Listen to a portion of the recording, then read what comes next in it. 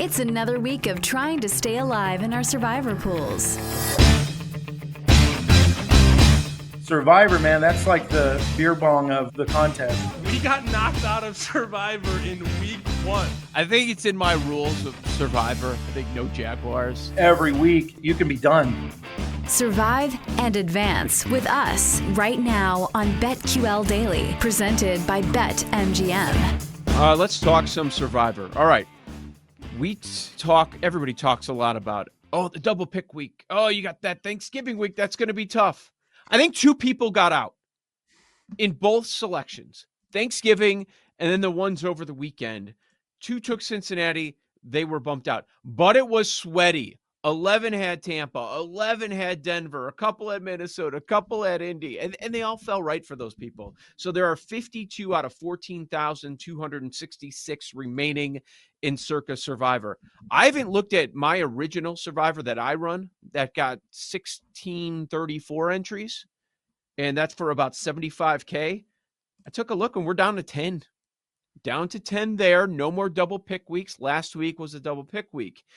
And I was looking at my revival one that I did, and we're down to 31 left, and our buddy Nate Jacobson is still alive. I didn't realize that he was still alive in that one, so good luck to him. That one's for about 25K.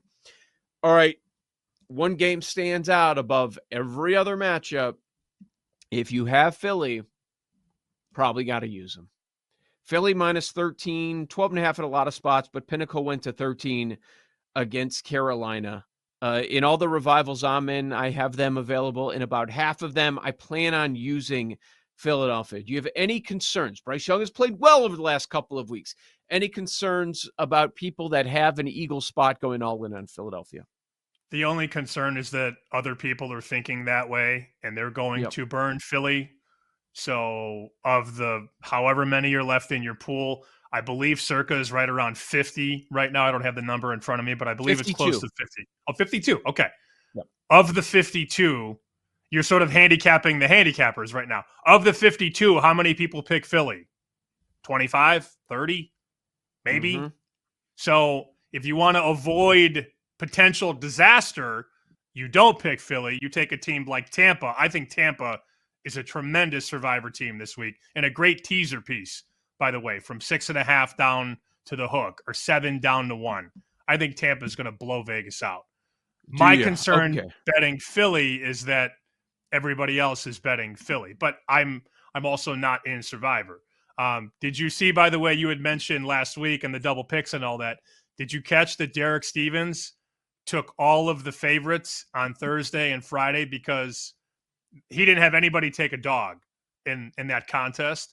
So he put together a 4-team parlay money line: Lions, Cowboys, Packers, Chiefs.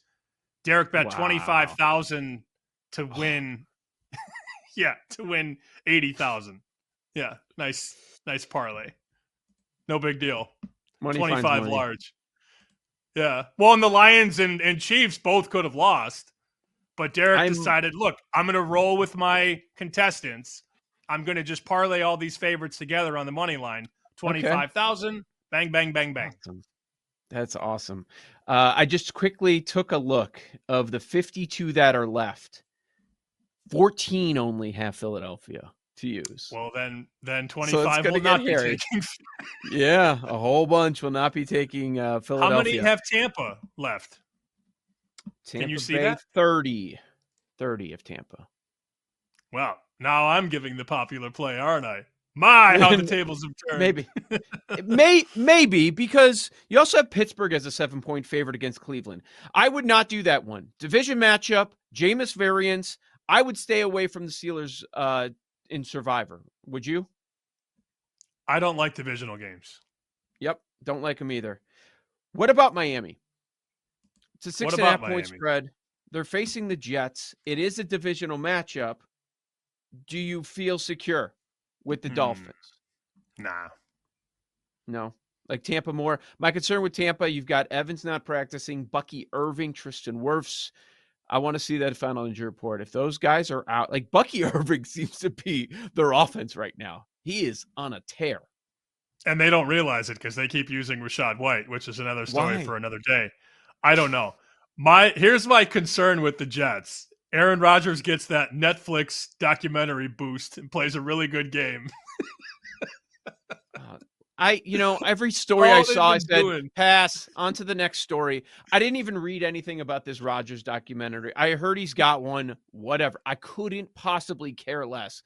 So it's on Netflix. Is it coming out soon or what? I don't know.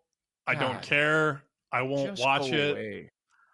Look, 5 years ago, he was my favorite player in the league. I loved watching him. I loved betting on him. Now he's washed. I don't care. We're on to the next.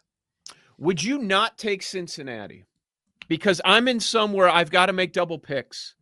And so I've got to have at least 3-4 teams that I like. So Cincinnati, 5.5 point favorite at Dallas.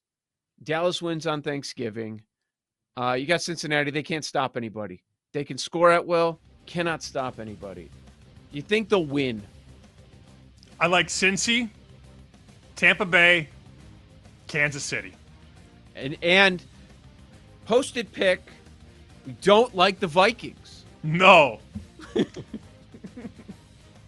Yes, Atlanta, plus 5.5. Sam, during the break, we got a message from our buddy Mike Shope at WGR in Buffalo. I'll be on that show later this afternoon, and he had a question because he's got a pretty strong ticket in pocket. And now we're entering the last month of the regular season, and he's wondering, do I need to make another move on top of holding this strong ticket? I love those guys in Buffalo because they fire. I know they fire. Yes. Oh, Shope bet Jamar Chase to have the most regular season receiving yards at 11-1. Mm-hmm. So you look at the market right now, Jamar Chase is your favorite at almost minus 300. So he made a good bet. And what do good bets do? They put you in position to guarantee yourself money. And we did talk about hedging the other day, but every scenario is different. An 11-1 bet in a market like this gives you more possibilities because you see really good players at really big numbers. We talked about that UNLV Boise hedge the other day where the guys got 40-1 on UNLV to make the playoff, but Boise's minus 200 in the game.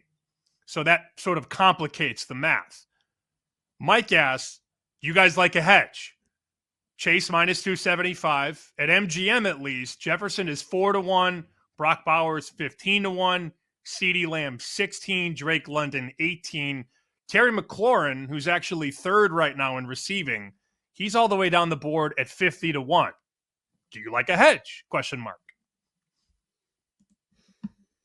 Okay, so McLaurin has a crazy number. You can find him at 95-1, and he's the third favorite. He's third in yardage, right?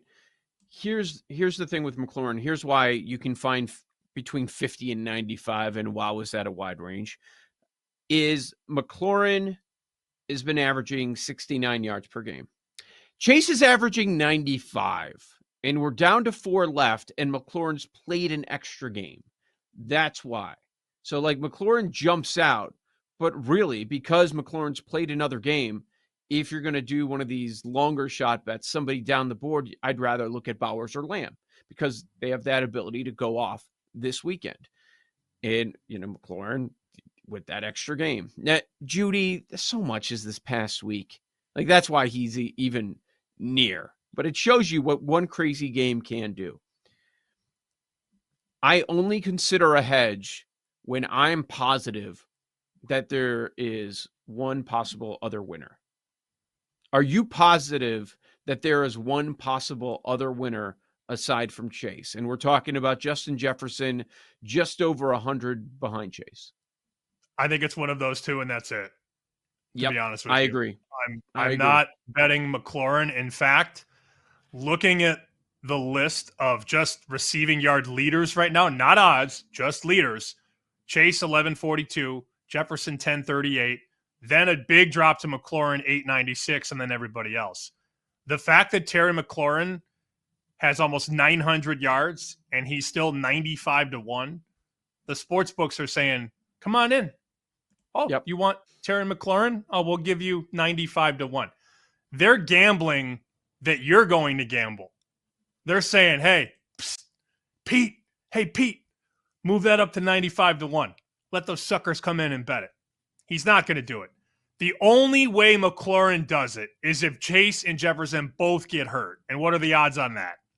Mm-hmm. That's sort of where I'm at. So if you want to play the what if card, you can do it. Mike, what I would do, I would never tell you what to do. What I would do, you have an 11 unit potential profit on Chase because you have 11-1. What I would do is put a unit or two on Jefferson, and please shop around on Jefferson. You can find a plus 180. You could also find a 4-1. Do not bet the plus 180. Do not bet the plus 280. Bet a unit at 4-1. Now you got Chase at 11-1 and Jefferson at 4-1, and you see what happens. That's what I would do. Chase has the Cowboys this weekend. Monday night. 1 unit off 11 units to me is not a 10-unit profit is cool with me. That's it. 1 unit. Okay. If you're due to win 11, if Chase wins the award, I would depart with 1 unit only because I can find a 4-1. That's the only reason. I'm looking at Jefferson's schedule the rest of the way. Atlanta, Chicago, Seattle, Green Bay, Detroit. So we've got 3 divisional matchups.